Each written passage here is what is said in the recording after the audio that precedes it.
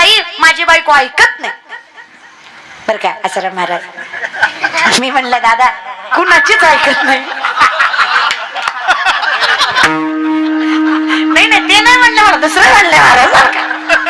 महाराज माझी बायको ऐकत नाही. म्हणलं दादा कोणाचीच ऐकत नाही, ना गायकाची ना वादकाची ना महाराजाची ना कथाकाराची ना अजून कुठल्या संत. अरे रामाच्या बायकोनं ऐकलं असतं तर रामायण घडलंच नसतं. त्या सीताईनं ऐकलं नाही, तुझी कुठे घेऊन बसलो. नाही म्हणलं तसं नाही माझी बायको. अरे होय र तसं नाही म्हणलं, माझ्या बायकोला ऐकू येत नाही. उलट बरं आहे ना. म्हणलं तसं नाही, पण माझ्या बायकोला ऐकू येत नाही हे माझ्या बायकोला मान्यच नाही. बायको म्हणती मला ऐकू येतंय, असं तिला जाऊन सांगा की तुला ऐकू येत नाही. म्हणलं ठीक आहे. म्हणलं तोपर्यंत तू घरी जा, मला कीर्तन आहे, कीर्तन झालं की मी घरी येते. तोपर्यंत तू तुझ्या बायकोला कुठून कुठपर्यंत ऐकू येत नाही बघ. घरी गेला, त्यानं हॉल मधनं हाक मारली, काय काय कुठली भाजी केली, उत्तर आलं नाही. हा म्हटलं हिला हॉल मधनं ऐकू येत नाही. मग सोप्याजवळ गेला, काय काय कुठली भाजी केली, उत्तर आलं नाही. म्हणलं सोप्यापासून ऐकू येत नाही. मग किचनच्या दरवाजाजवळ गेला, काय काय कुठली भाजी केली, उत्तर आलं. म्हणलं कार्यक्रम लईच वाईट दिसतोय, हिला किचनच्या दरवाजापासून ऐकू येईना. मग तिच्या कानापाशी गेला आणि मोठ्यानं म्हणला, वैगे कुठली भाजी गेली. हिला रागानं चुलीवरची कढई उचलली, त्याच्या समोर हात जोडली, म्हणली मी आली मगापासून 4दा सांगितलं बटाट्याची केली. कळलं त्यालाच कळलं.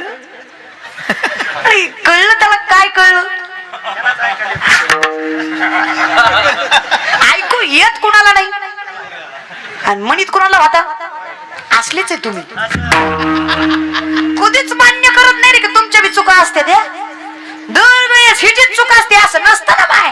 आणि आयुष्यात तुम्हाला खरं सांगते, कुणी चांगलं भेटो नाही तर नाही भेटो, नवरा चांगला भेटला की आयुष्य सुखी जात. माझ्याकडे बघू नका, माझं नाही झालं, मी माऊलीचं सांगते. हा नाही नाही माऊली महाराज का ज्ञानोबा आहे म्हणतात, जरी सख्याचा जीवाला बाय सासर असंच आहे महाराज. प्रेम नवऱ्याचं भेटलं की बाय. आणि माऊली म्हणतात म्हणजे खोटं. माऊली इतकं ज्ञानी कोण आहे महाराज, ज्ञानोबरायन इतकं ज्ञानी कोण आहे महाराज बरं का.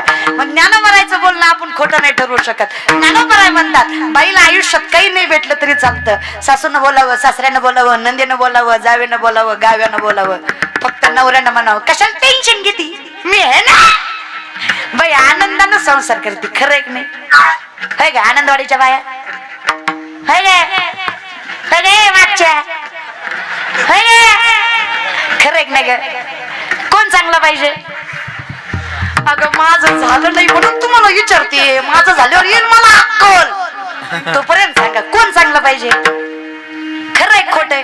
म्हणजे गाव वाईट असलं तरी, घर थोडं इकडे तिकडे असलं तरी, पण नवरा साथ द्यायला असला की आयुष्य सोपं. परमार्थाचंही तसंच आहे. धनी शहाणा असला की असोनी संसार. संसारातही असावा आम्ही, पण आमचा धनी आहे द्वारकेचा राणा. तुका म्हणे सोपे आहे सर्वाहुनी शहाणा तो मालक शहाणा आमचा. जो आमचा मालक आहे ना, जो पंढरीत उभा आहे ना, मृत्यूलोकी एक नगर त्याच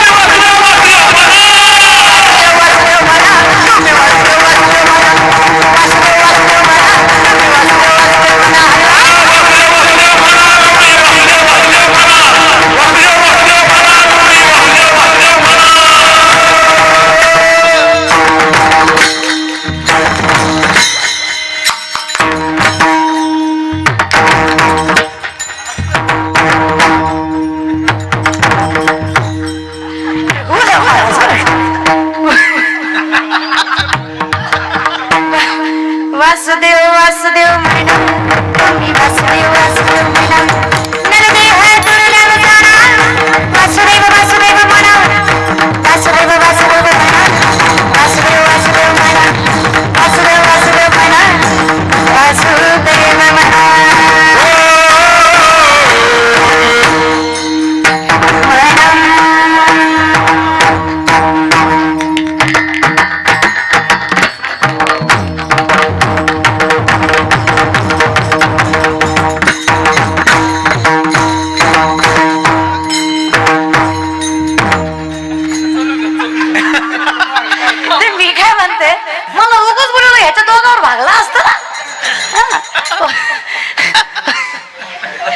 वासुदेव वासुदेव बस बस म्हणा तुम्ही राहू द्या काही जगाच्या मालकाचं नाव आहे महाराज. आणि अजून एक तत्व सांगतात हरीचंच नाव घ्यावं सामर्थ्याने लक्षात घ्या. जसं सगळ्या माणसांची धर्मजात वेगळी आहे पण माणसाचं हृदय एक आहे तसं सगळ्या देवाची नावं वेगळी आहेत पण देव तुम्ही बसलाय मी उभी आहे ही भेद आहे की व्यवस्था आहे. तुम्ही बसलाय मी उभी आहे भेद आहे की व्यवस्था आहे. व्यवस्था आहे. तुम्हाला मी दिसावी मला तुम्ही दिसावत म्हणून केलेली ही व्यवस्था आहे. अगदी तसं राम कृष्ण विठ्ठल शिव खंडोबा ज्योतिबा आई भवानी तुळजाई ही भगवंतानं केलेली व्यवस्था. भेद आम्हात या परस्परे एका नामाचीच अंतरे. तुझ्यात आणि माझ्यात काय फरक आहे पांडुरंगा फक्त नामस्वरूपी फरक आहे. ताकद लक्षात घ्या. आणि हे आम्हाला कळावं की आमचा खरा मालक कोण आहे. त्या मालकाने आम्हाला सुखावावं कारण खरा मालक कळल्याशिवाय सुख लागत तुकोबाराय म्हणतात एक गहू आम्ही विठोबाचे नाव आणि का ते कामा नाही येत कारण व्यक्ती शहाणा तोच आहे ज्याला एक मालक सांभाळता आला. कारण कसं असतं ना स्टेबिलिटी स्थिरता मी तुम्हाला सुरुवातीलाच म्हटलं जर स्थिरता नसेल जर धावता परमार्थही असेल मानावं सगळ्यालाच पण निष्ठा एकावरच मानायचं. राम कृष्ण विठ्ठल शिव सगळ्याला मानायचं पण निष्ठा एकावरच असली पाहिजे. देव सगळे एकच फक्त सामर्थ्याने आम्हाला वाटतं विठ्ठल कुळीच दैवत विठ्ठल वीत गोत चित्त विठ्ठल माया बाप चुलता बहीण बंधू राहता. आम्ही संसाराच्या का नादी लागत नाही किंवा का संसार आम्ही भगवंतावर सोडून देतो त्याचं कारण आहे आम्हाला माहित आहे. माऊली वर्णन करतात तू गुरुबंधू पिता तू आमुची इष्ट देवता तूही सदा रक्षिदा आपदी अमोते. तू आमचं रक्षण करतोय निर्वाणी गोविंद असे मागे पुढे काहीच साकडे पडू नये दे घालून या भार राहिलो निश्चिंतीने कारण विश्वास आहे निर्मिले संती विठोबासे. हे सामर्थ्य आम्हाला सुखावतं हे ज्ञान आम्हाला कळल्यामुळे आम्हाला खऱ्या संसाराची खऱ्या परमार्थाची या दोन्हीची गांभीर्यता लक्षात येते. आम्ही दोन्ही मध्ये भेद करायला शिकतो. माणूस एकतर संसारिक असावा नाही तर परमार्थिक असावा. सामर्थ्याने लक्षात घ्या तर अवघड काय होतं संसार करता करता परमार्थ केला जात नाही परमार्थ करता करता संसार केला जातो. हे नीट लक्षात घ्या. कधीच अगोदर परमार्थ संसार अगोदर परमार्थच आणि शेवटी तुम्ही कुठे आहात हे गरजेचंच नाहीये ना.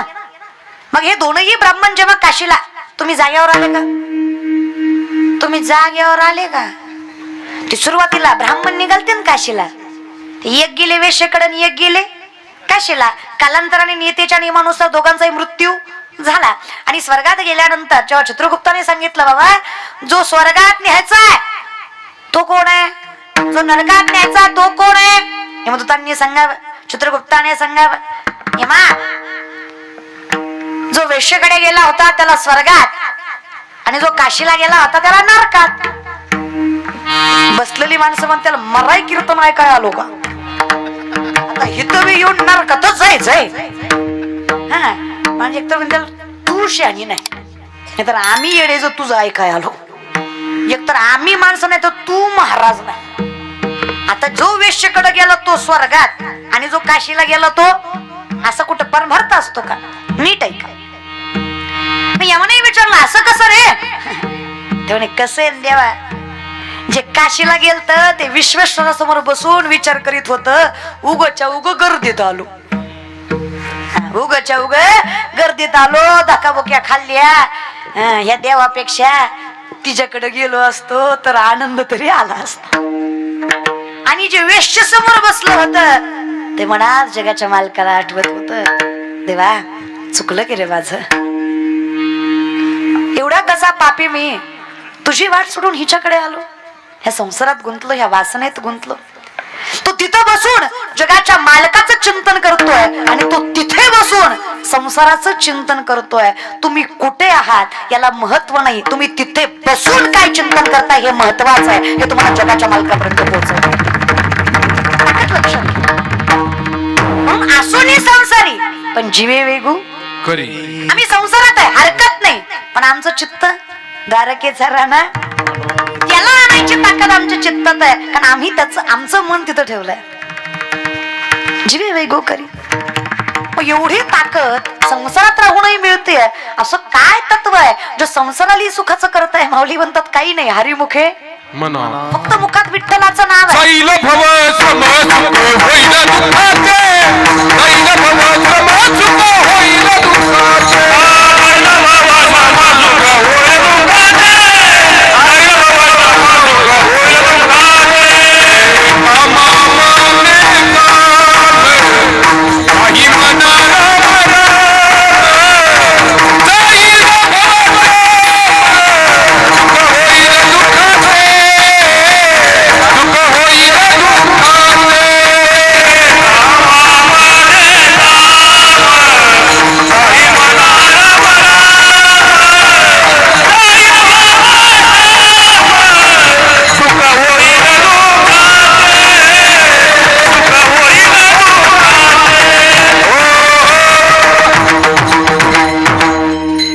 होईल दुःखाचं.